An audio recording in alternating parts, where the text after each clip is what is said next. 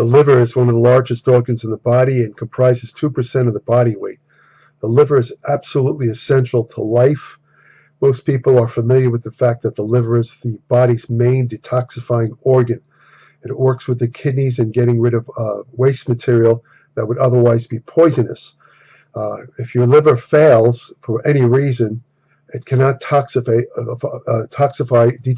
substances that are normally innocuous, and these substances can kill you. An example of this is the byproducts of amino acid metabolism from protein.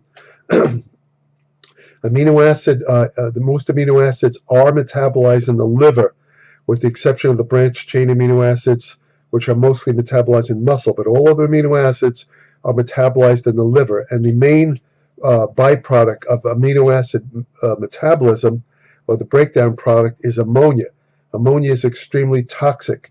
If the liver didn't break it down into urea, what happens is when your body breaks down amino acids, the nitrogen portion is cut off from the amino acids. This is through enzymatic reactions in the liver, and the nitrogen is converted into urea, which is a water-soluble substance, which then is sent to the kidneys and harmlessly excreted out of the body. However, if your liver starts to fail or is not working properly, the ammonia could not be fully broken down, and when that happens, the ammonia could get into the blood, travel to the brain, and put you in a coma, and it can kill you. You cannot live without your liver. There's a lot of things people do today to abuse their liver. People, for example, one of the worst things you could do for your liver, and I'm sure most intelligent people are aware of this, is excessive alcohol intake. Alcohol is a direct toxin for the liver, and also, for your own information, people don't realize alcohol is a muscle toxin. Alcohol breaks down muscle fibers. A lot of people don't know that. So those of you interested in building muscle, keep that in mind. You can't drink a ton of beer, or even worse, whiskey, which has the highest amount of alcohol. Definitely our muscle will break down your muscle. But getting back to the liver, alcohol, smoking, poor diet, all of these things are toxic to the liver. Even overconsumption of certain fat-soluble nutrients can harm the liver. And examples of this, vitamin A. It's very unlikely most people will not consume enough vitamin A to cause liver damage, but it's possible.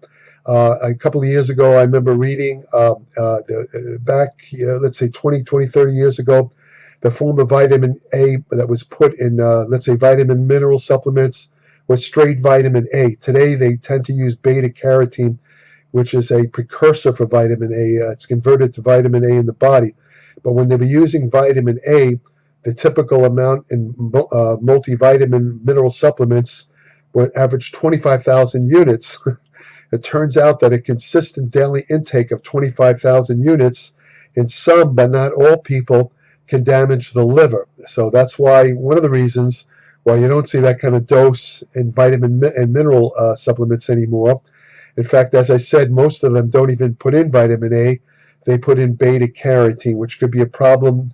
I don't want to get too tangential here, but if you're diabetic, a lot of diabetics cannot convert beta-carotene into vitamin A. They lack a certain enzyme.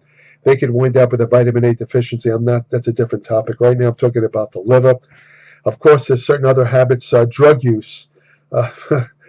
Remember, everything you take in orally, bar none, is metabolized in the liver. The liver has to break it down. In fact, there's a lot of things that we breathe in, substances found in the air, found in food. These are carcinogens, potential carcinogens that would normally cause cancer by causing DNA mutation in cells. Why don't they kill you? Because the liver has its own detoxifying system. It has it's a two-step process. The first phase one, it takes, let's say, carcinogens that are either breathed in or taken in food or other avenues, and it turns it into a less harmful substance. In the phase two detoxification system in the liver, the carcinogen is completely broken down and excreted. It's turned into a substance that can be excreted by the kidneys, and it exits your body, and it doesn't kill you. It doesn't cause cancer. Just again, a little tangential information. One of the best things you could do to aid the detoxification system of your liver, there's two things actually. One of them is to consume cruciferous vegetables, broccoli, bok choy, Brussels sprouts. These things have a substance in it called, well, it's actually glucoraphanin. It's a substance called glucoraphanin, which in the body is converted by the myrosinase enzyme. Well, I'm getting ahead of myself. When you start to chew or cut these cruciferous vegetables, there's an enzyme released in the vegetable called myrosinase, which converts glucoraphanin into sulforaphane. Sulforaphane is the active ingredient. Sulforaphane directly activates the liver detoxification systems, especially the phase 2 that protects you against cancer. And for this reason, eating cruciferous vegetables has a pretty good effect at protecting you against getting many different kinds of cancer, including some of the most deadly ones like pancreatic cancer, even lung cancer.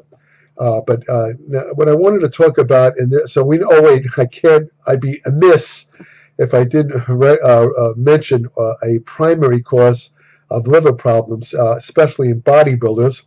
I know I'm sure you're expecting me to say this. It's oral anabolic steroids, oral and injectable. By the way, a lot of people believe the myth that injectable steroids, I always get a laugh out of this. Injectable steroids are safe for the liver because they bypass what's known as first-pass metabolism.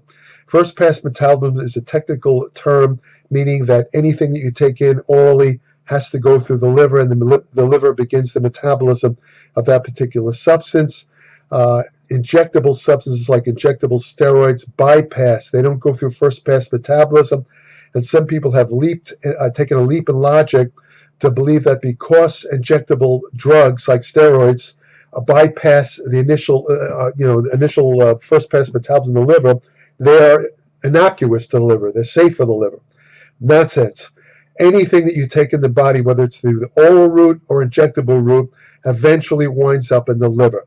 If you take large enough doses of any injectable steroid, including some of the ones that are supposed to be safe, like Decadurablin, if you take a large enough doses of these drugs for a long enough time, they will be just as toxic to the liver as oral anabolic steroids. Now, oral anabolic steroids are toxic to the liver because testosterone, if you took it orally, straight testosterone, it would be broken down in about 20 minutes. It would be gone. The liver has enzyme systems, as I said, that would convert the testosterone that you took in orally into substances.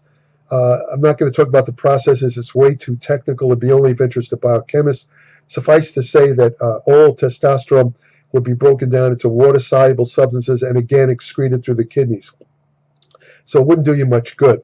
In fact, when they developed the first oral steroid in 1934, a lot of people list the discovery or the discovery of testosterone as 1935. Well, that's the injectable versions, the testosterone propionate. The actual first testosterone isolated or produced was methyl testosterone, and that was 1934. Methyl testosterone actually was an oral steroid that was not immediately broken down by the liver because it contained an added methyl group, which resisted initial breakdown. The problem with methyl testosterone was it was so effective at not being broken down in the liver that it tended to accumulate in the liver and cause liver damage, so it never really caught on as a effective oral anabolic steroid, although it was used for a couple of years.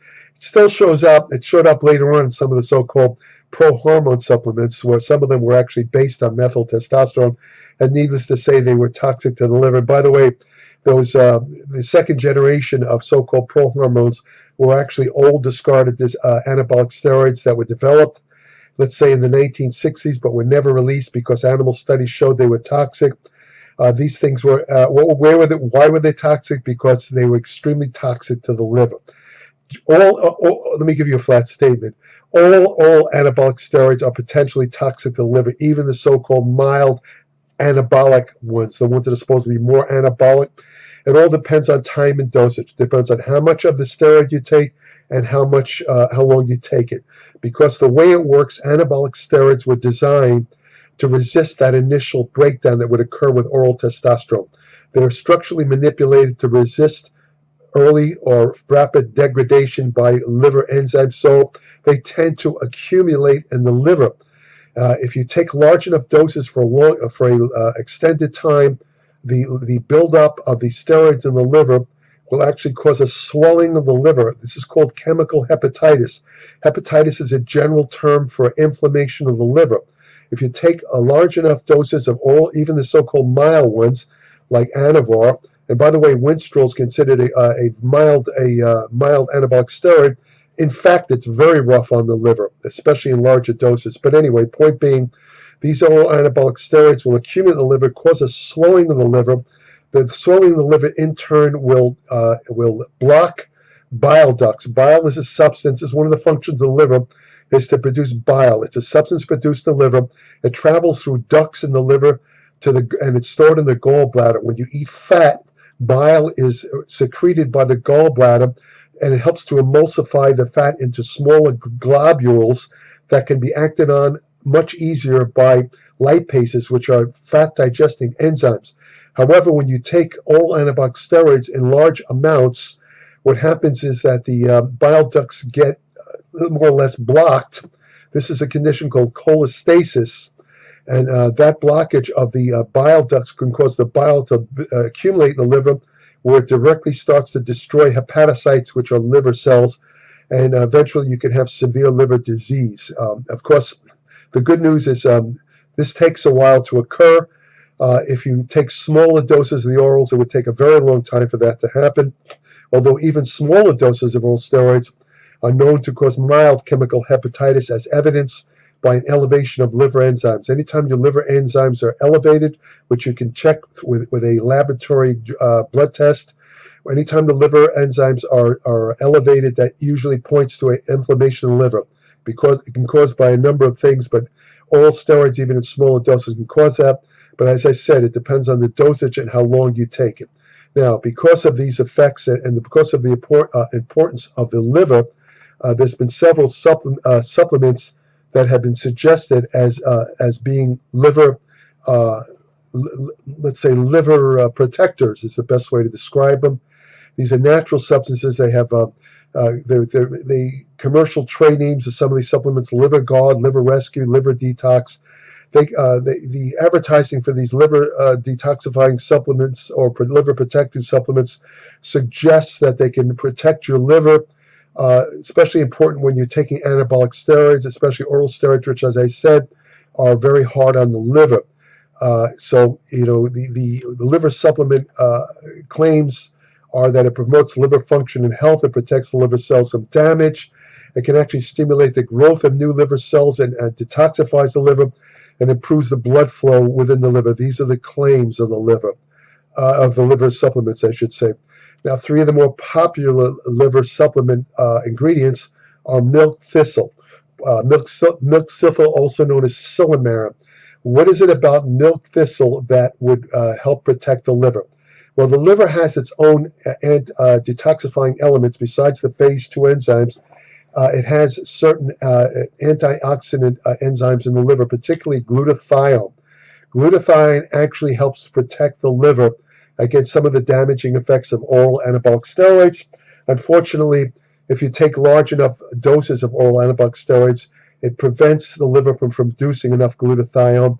There's ways around that. You could take the supplement N-acetylcysteine, which is a precursor for glutathione, or you could take milk thistle, which is also a precursor for glutathione. As I said, it's also known as silymarin. I've seen some studies where they've had people on some of the oral anabolic steroids. I believe the one that I looked at involved Anavar. And they had these people that were taking Anavar. They were also taking milk thistle. And apparently the milk thistle seemed to protect the liver while these people were taking Anavar. Milk thistle has been used to treat liver disorders for over 2,000 years. And as I said, the active ingredient is silymarin. It is an antioxidant. Some lab studies suggest that silymarin can indeed regenerate liver tissue. It can lower inflammation in the liver and protect liver cells by acting as an antioxidant. But the human studies go back and forth. Some studies say that it does work. Other studies say that it doesn't work. So, it depends. There was something called the Cochrane Review. It evaluated 18 milk thistle studies, and they found that it didn't have much effect on liver disease complications. But that's a different story because these people have serious liver diseases. But other studies show that silymarin can reduce elevated liver enzymes, which again is a marker of liver damage and inflammation. It's pretty safe, so that's one option. Another option is another supplement, I should say, another liver supplement ingredient is artichoke leaf. Artichoke also has antioxidant properties. There's some study, it's often referred to as a liver cleansing agent, and there are studies that suggest it can protect the liver. Especially animal research shows that can help regenerate possible damaged liver cells. And when they gave artichoke supplements or let's say actual artichoke, to people who had non-alcoholic fatty liver disease, which is epidemic, the artichoke reduced markers of liver damage compared to placebo. So artichoke is another option. That's another ingredient, I should say, for the liver supplements. Then you have dandelion root. It's been used to treat liver ailments, but there's really not much evidence that it works. One interesting thing about dandelion is that it's actually a pretty good natural diuretic. There's been studies that compared it to what's it called again? Oh damn, I can't remember. This very powerful diuretics right at the tip of my tongue. Anyway, it's comparable to some of the drug diuretics in helping to lose excess water. It's something for natural bodybuilders to consider. If they're, let's say, holding a little bit of water and they want to drop a tent, you can use dandelion root to help you lose excess water. Ways to keep, if you want to keep your liver healthy, don't eat a lot of fried foods. Don't eat a lot of processed carbohydrates. Don't eat fast foods. Fast foods tend to stimulate non-alcoholic liver disease. And now, like I said, that's epidemic right now. There's over, I forget whether it's something like 20 million Americans are walking around with non-alcoholic fatty liver disease. It's an accumulation of fat in the liver. The fat eventually causes liver damage, which can lead to liver cirrhosis or scar tissue formation. The liver cirrhosis, in turn, can lead to liver cancer or liver failure. So you want to avoid substances like these processed foods, fried foods, and excess refined carbohydrates, which stimulate liver fat. You want to try to avoid chemical toxins like insecticides. Don't breathe in these cleaning products. Be careful. Never smoke. Smoking is directly, and of course, avoid alcohol. You probably hear that small amounts of alcohol are beneficial for health, like 2 glasses of wine and what is it? I can't remember how much. A small, I don't remember, but I know that they talk about 2 glasses of wine. The more recent information on alcohol shows that no amount of alcohol is beneficial for health. That is BS. Alcohol is not necessary. Do not think that drinking alcohol is good for your health. Alcohol what they think can stimulate breast cancer in women. Women with any genetic predisposition to breast cancer should always avoid alcohol. Now, there is a substance. I just want to mention one other thing. Like I say, you could try some of these natural liver supplements that have the ingredients I discussed in this video. They probably will help if you're taking oral steroids, or even if you're not taking steroids. A lot of them are good for your liver. If for some reason you can't help eating junk foods, or you like to eat fatty food, it's not a bad idea to consider some of these supplements to help protect your liver, at least from accumulating fat in the liver.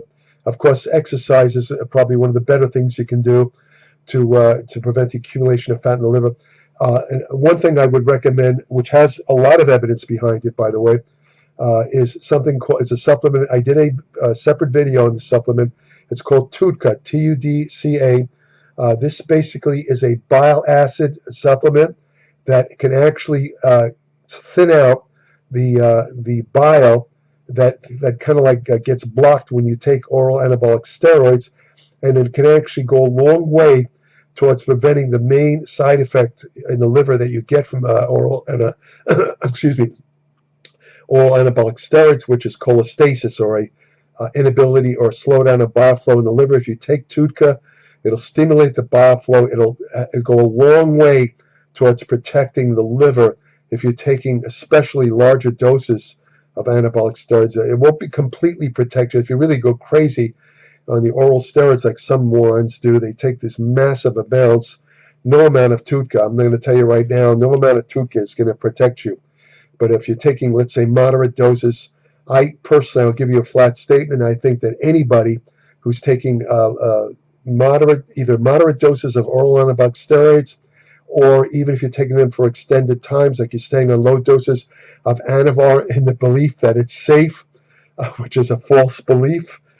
Staying on even low doses of steroids for a long time is always going to cause problems, because again, you're not giving your liver a chance to fully detoxify them.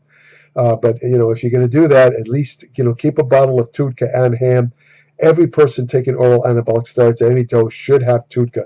You can get it online. It's the various different brand names, but this stuff really does help protect the liver. That's all I'm going to say about liver protection. There's an old saying: "Your liver is your life," which is true.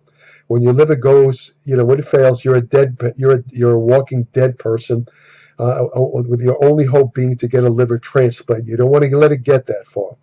And by the way, even if you, again, let me, at the risk of sounding redundant, I have to tell you, don't think that because I don't use anabolic steroids, or I don't drink a lot of alcohol and I don't smoke, that my liver's fine. I don't have to worry about it. Like I say, if you're eating these bad foods, if you're inactive, if you're eating foods that contain, for example, a lot of fructose, which stimulates tremendous fat buildup in the liver, you're at a high risk for getting non-alcoholic fatty liver, and you could wind up, ironically, with the same problems as heavy oral anabolic steroid users, which is liver failure. You can wind up in the same end stage with untreated non-alcoholic fatty liver. So protect your liver. Your liver, again, that keeps you alive. That's your main detoxifier. That's what protects you against cancer. It's very, very important. If you want more information about nutrition, exercise science, anti-aging research, you can use today. Now, I'm going to tell you right now, you can't stop aging. I've tried, I failed. Just kidding. Now, you can't stop the aging process, but no matter what your genetics, there's a lot of things you can do to minimize the effects of aging. And I talk about that in my Applied Metabolics publication. I talk about effective fat loss techniques, the ones that really work, not the bogus crap you see in some of these videos. I talk about ergogenic aids, various nutritional and sometimes drug supplements, that might increase endurance and help aid your workouts. I talk about supplement science, which supplements work, which ones don't, women's health and fitness. I cover more topics than any other digital publication on the internet. Applied Metabolics is 30 to 40 pages every month. It's no ads, and it has something no other digital publication can match, which is my over 6 decades. For those of you who don't know what a decade is, that's 10 years. So it's over 60 years of constant study and experience. I've been in the trenches. I've been in the gyms. I've trained with, and as a writer for over 40 years, I've interviewed some of the most famous names in bodybuilding history. I know what works, what doesn't work. I give you all the tricks and tips in Applied Metabolics. So subscribe today, www.appliedmetabolics.com. When you subscribe, send me an email, and I'll send you an invitation to join my private Applied Metabolic Facebook page, where each day I post new information on nutrition, exercise science, and general health. This is like right off brand new information. I mean, some of them are like an hour old. I mean, they're brand new. Yeah, they won't be. So this has been the Facebook, and of course, any subscribers, because they have access to the private Facebook page, are welcome to ask me questions about anything they might have read in Applied Metabolics, or anything that comes to mind about nutrition and exercise. I also have an email portal on my Applied Metabolics webpage. Again, Current subscribers only can send me short questions about anything they might have read in Applied Metabolics that they're unsure of, or anything that comes to mind related to nutrition or exercise. I'll be happy to answer those questions as a sort of bonus or appreciation of their subscription to Applied Metabolics. This only applies to current subscribers. I will not answer unsolicited questions. However, you're welcome to leave comments under my videos, especially if you have suggestions for future videos. If I feel that the topic that you suggest will interest a large number of people, I will be happy to. I'll be happy to. Hold on a second. Oh, I didn't expect this to happen. I will be happy to try and answer your question. So I didn't expect the phone to ring. Sorry about that. I disconnected my cell phone, forgot to disconnect the landline. That's my mistake. But anyway, the only thing I'll add is, and you've heard, those of you, oh, by the way, if you like my videos, I didn't even give the address of Applied Metabolics. www.appliedmetabolics.com. Subscribe today. I'm telling you, I guarantee you, I promise you, you will learn something in every issue. I don't care what your level of education, I don't care how smart or how well-versed you think you are on nutrition or exercise, you will learn something in every issue. I cover topics that are not often covered in some of these other digital publications, kind of off-the-road stuff that's very interesting and very useful. I only cover practical topics. There's a lot of interesting things I come across that I can't write about because while it interests me, it really doesn't have much practical use. They're very interesting, but they don't have much practical use, so I don't write about it applied. What I write about in Applied Metabolics is something that readers can use right away. So again, www.appliedmetabolics.com. Also, if you like my videos, you think they're of value, maybe you'll help me get out of this black void that I'm stuck in here, but I'm just kidding. If you like my videos, please subscribe. It's free. I post a new video every Tuesday. Actually, it's early Tuesday morning, about maybe 1 o'clock in the morning. I post a new video every week. So, feel free to subscribe, tell others about it. You'll notice that one thing you might notice about my videos, especially if you've seen a couple of them, I don't push any products. I'm not selling mugs with my picture or my website on it. I'm not selling you T-shirts. I'm not selling you shitty vitamins for $50 that don't even contain the minimal amounts of vitamins like some YouTube video guys do. I just give you the 100% truth, and you can count on that in my videos and in my Applied Metabolics. If you want the truth, this is the place to come. And if you want to have the best friend you'll ever have, which is also the truth, adopt a dog. Go to your local shelter. There's just beautiful dogs. I mean, these dogs are so loyal. I mean, once you have a dog like me, you'll feel that you can't live without a dog. I still don't have a dog. I'm going to get one as soon as I can. I've had a couple of medical problems, in the past, 2-3 months. That's prevented me from getting the dog right away. But I feel much better now, so I will get a dog as soon as possible. I'm going to do what I advise you to do. Go to a shelter and adopt a dog. If I could, if I had the room, if I had the money of a guy like Musk or Bezos, believe me, I would I would save every dog in every shelter in Los Angeles. I'd take them all. I'd just buy this huge amount of land and make it a sanctuary for every dog, because every dog deserves to live, because to me, they're like little angels. Thanks for listening.